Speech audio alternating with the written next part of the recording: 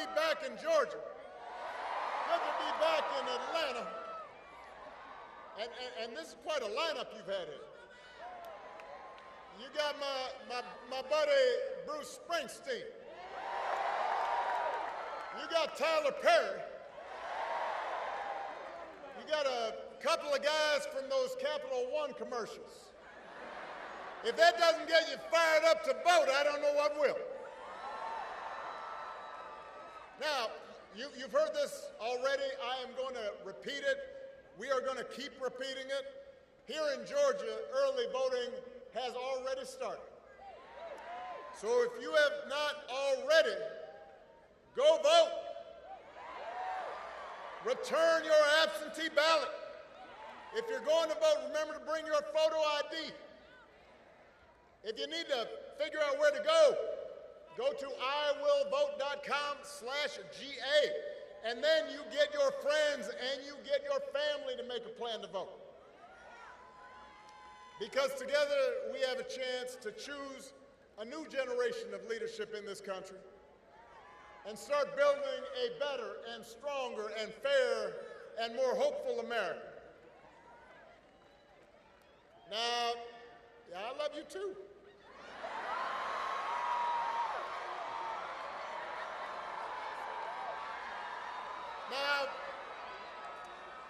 Now we know this election is going to be tight because a lot of Americans are still struggling. As a country, we've been through a lot. As a country, we've been through a lot over the last few years. We had a historic pandemic that wreaked havoc on communities and businesses. And then disruptions from the pandemic caused price hikes that put a strain on family budgets. And people feel like no matter how hard they work, sometimes it feels like they're just treading water. So I get why people are looking to shake things up. What I cannot understand is why anybody would think that Donald Trump will shake things up in a way that is good for you, because there is absolutely no evidence that this man thinks about anybody but himself. I've said it before. Donald Trump is a 78-year-old billionaire who has not stopped whining about his problems since he rode down that golden escalator 9 years ago. And when he's not complaining, when he's not sending out crazy tweets, he's trying to sell you stuff. He's trying to sell you gold sneakers, trying to sell you a $100,000 watch, trying to sell you a Trump Bible, wants to sell you the Word of God, Donald Trump edition. Got his name right there next to Matthew and Luke. Now, you cannot make this stuff up. If this was on a Saturday Night Live skit, you'd say, well, no, that's crazy. But he's doing it because all he cares about is his ego, his money, his status. That's his mindset. Those are his intentions. And then there's the question of his competence. I mean, have you seen Donald Trump lately? He out there giving 2-hour speeches, just word salad. Said the other day, January 6th was a day of love, he said that. Like it was Woodstock or Coachella. If your grandpa was acting like this,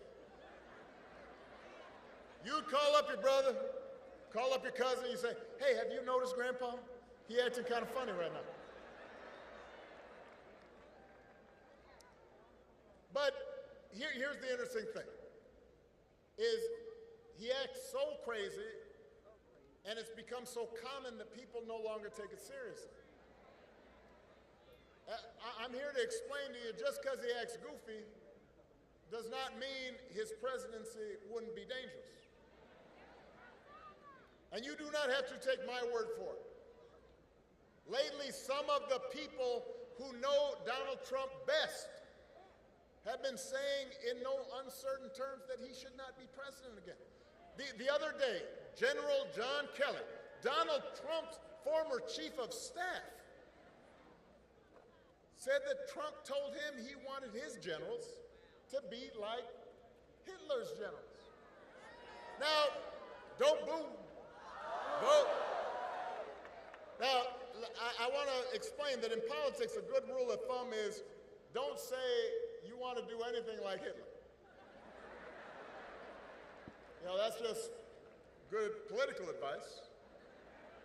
But it is useful because it gives us a window into how Donald Trump thinks. And John Kelly isn't the only one saying this. Two of his defense secretaries, people who worked for him, said the same thing. His chairman of the Joint Chiefs of Staff, that is the top of the top brass in our military, said he is dangerous. Now, I happen to know John Kelly and Mark Miller. They served under me when I was commander-in-chief. These are serious people. This is a decorated soldier and Marine who served in battle. They are not, quote-unquote, woke liberals. They are people who have never, in the past, even talked about politics because they believe that the military should be above politics. But the reason they're speaking up is because they have seen that in Donald Trump's mind, the military does not exist to serve the Constitution or the American people. He doesn't see being commander-in-chief as a solemn, sacred responsibility, just like everything else. He thinks the military exists to do his bidding, to serve his interests. He said if he's elected, he'll use that military to go after, quote, the enemy within, which he defines as anybody who criticizes him or refuses to bend the knee. He can't handle that. And unlike last time, unlike the first time, he won't have people like John Kelly around to stop him. He'll be surrounded by people who are just as loony as he is and who will let him do what he wants. And so my question to you, Georgia, is how is any of that going to help you? We do not need 4 years of a wannabe king, a wannabe dictator running around trying to punish his enemies. That's not what you need in your life. America's ready to turn the page. We are ready for a better story. Georgia, we're ready for a president, Kamala Harris.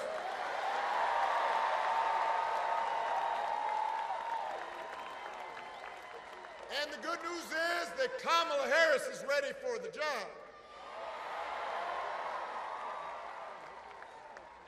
This is a leader who has spent her life fighting on behalf of people who need a voice, who need a champion.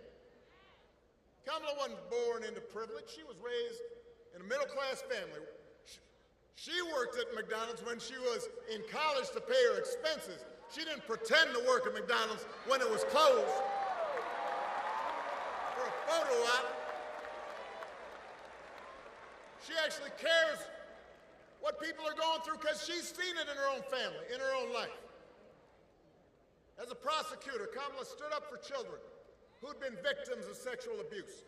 As Attorney General of California, fought the big banks and for-profit colleges, secured billions of dollars for people after they'd been scammed.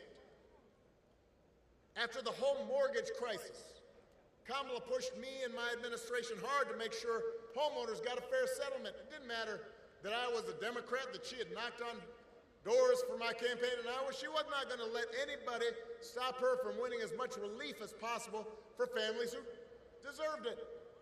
So the point I'm making, if you elect Kamala Harris, she will not be focused on her problems, her ego, her money.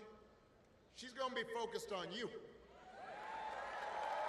She's going to be focused on you. Kamala understands that too many folks here in Georgia and across the country are struggling to pay the bills.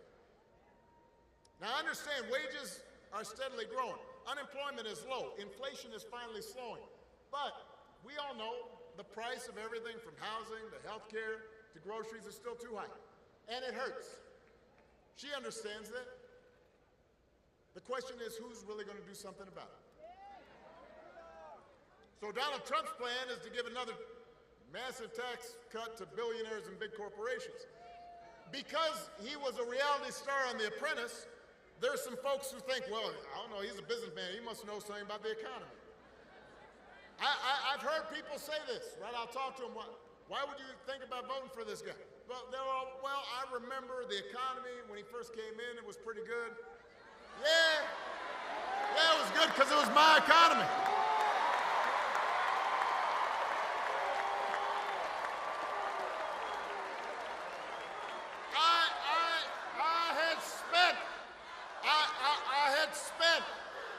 I had spent 8 years cleaning up the mess that the Republicans had left me. And then I handed over 75 straight months of job growth to Donald Trump. And all he did was give tax cuts to folks who didn't need it, drove up the deficit in the process, and now he wants to do it again. You can't give him credit for that. And then I hear, the other thing I hear, some folks will be like, well, Donald Trump sent me a check during the pandemic. No, y'all know, because I've heard this, I know y'all, some of you heard that. Hey, let me make sure y'all understand this. Joe Biden sent you a check during the pandemic, just like I gave people relief during the Great Recession. The thing is, we didn't put our name on it because it wasn't about feeding our egos. It wasn't about advancing our politics. It was about helping people. That's the difference. Don't be giving them credit for that. Come on. He sent you a check. Do not fall for that okie doke. Don't be bamboozled. Don't get fooled. And don't get fooled when he talks about health care either. You ask Donald Trump what he's going to do to make health care more affordable. His only answer is, end Obamacare, and the Affordable Care Act. He doesn't really know why he wants to end it, except for the fact that I passed it. The problem he's got now is that it's popular, because 50 million people have gotten health care because of it. So, a couple weeks ago, you remember during the vice presidential debate, his running mate had the nerve, had the chutzpah to say that Donald Trump, quote, salvaged the Affordable Care Act. Donald Trump spent his entire presidency trying to tear that thing down. And he couldn't even do that right. And now, 8 years after he was elected, when he was asked, well, what are you going to do? He says, well, I've got concepts of a plan for how he'd replace it. Now, I want y'all to think about this for a second. Let's say your boss on the job gives you an assignment, says, I need it by Friday. Friday rolls around, your boss says, so did you finish that project I asked you to do? And you say, well, I haven't actually started, but I got a concept for a plan. Or you could try this at home. Honey, did you throw out the trash? I have a concept of a plan to throw out the trash. How's that gonna go over? On the couch. That's how it'll go over. If it wouldn't work for you, why should it work for the next president of the United States? The good news is that Kamala Harris doesn't have concepts of a plan. She got a plan to make your life better. She's going to go after corporations that unfairly jack up prices. She's going to make it easier to build and buy a home. She's going to limit out-of-pocket health care costs. She's going to give a tax cut to 100 million middle-class families and working Americans. And if Congress passes a bill to restore the reproductive freedom that women had for nearly 50 years, the freedom that Donald Trump bragged about taking away, Kamala will sign it into law.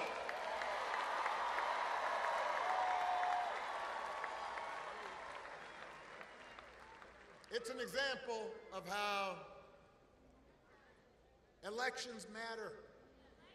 And I have to say, I get why folks get frustrated with politics. I do too sometimes. I don't watch cable news. Because sometimes I get why people block it out. It just seems like everybody arguing and fussing. But I always tell people, look, politics, it's not going to solve all your problems. No president is going to eliminate poverty in one term or eliminate racism, because those problems are hard. It takes steps, a little bit at a time, but your vote matters because that little bit of a time, that incremental improvement, that adds up. And things can get a little better, or they can get a little or a lot worse. When I was president, we did not solve all problems with our healthcare system, but 50 million people getting health insurance that didn't have it before, that made a difference. You know somebody who has health insurance because of it. And I'm going to give you another example. When I was president, we put together an entire playbook for how to deal with a pandemic, because we had dealt with Ebola, we had dealt with the H1N1 virus. We put together a plan, and we practiced, and we had all the agencies in terms of how you're going to deal with the schools, and how we're going to deal with the public health agencies. And we put it all together, and when Donald Trump came in, we gave him that playbook. And he, I guess, dropped it in the dustbin. 3 years later, a pandemic hit. And I want to be fair. Listen to me now. No matter who was president, the pandemic was going to be a huge crisis. People were going to get sick. People were going to die. Businesses were going to close. There'd be travel restrictions. It was a once-in-a-100-year event. But if you look at a country like Canada, the per capita death rate during COVID was 60% lower than it was here in the United States. So you do the math. Over 1 million people died during the pandemic here in the U.S. 60% of over 1 million, that's 600,000 people. That's grandparents. That's aunts. That's uncles, parents, co-workers, friends. Everybody here was touched by it. Some people might have been alive if we had had a competent administration who was paying attention and trying to do things better, instead of talking about injecting bleach into your arm. Now, you remember that if somebody tells you it doesn't make a difference. It will not make things perfect, but it does make a difference. To have somebody who is competent, somebody who sees you, somebody who respects you, somebody who cares about you, somebody who understands your dreams. And you need to remind folks who are still on the sidelines that the election is about more than just policies. It's about values, and it is about character. Some of you know when I was growing up, I didn't have a father in the house. But I did have people around me. Stepfather, grandparents, teachers, coaches, and most of all, my mother, who tried to teach me the difference between right and wrong, who showed me what it meant to be honest and responsible, to work hard, to treat other people the way I wanted to be treated. And look, I was a knucklehead sometimes when I was a kid, and I didn't always live up to those values, even as a young adult. But over time, I internalized those values. And as an adult, I said, this is what I need to stand on. This is my foundation. And I suspect most of you grew up the same way. And one of the most disturbing things about this election and about Trump's rise in politics is how we seem to have set the values we were taught aside, how we seem to disregard them, how we pretend they don't matter. When Donald Trump lies about hurricane aid, you've got a hurricane in North Carolina, people desperate, and he and his vice president's candidate deliberately circulate rumors that that money's being given to illegal aliens, illegal immigrants, as opposed to people who are desperate. When he cheats or shows utter disregard for our Constitution, when he calls service members who died in battle losers, or fellow citizens vermin, people make excuses for it. They act like it's okay as long as their side wins. And I've noticed this especially with some men who seem to think Trump's behavior is a sign of strength, that macho, I'm going to own these folks, I'm going to put them down. I am here to tell you, that is not what real strength is. It never has been. Real strength is about working hard and taking responsibility and telling the truth even when it's inconvenient. Real strength is about helping people who need it and standing up for those who can't always stand up for themselves. That's what we should want in our daughters and our sons. And that's what I want to see in the President of the United States of America. And the good news is, we've got a candidate to vote for in this election who demonstrates that kind of character, who knows what real strength looks like, who will set a good example and do the right thing and lead this country better than she found it. That is what this election is about. And that is why it is my honor to introduce my friend, the next President of the United States of America, Vice President Kamala Harris.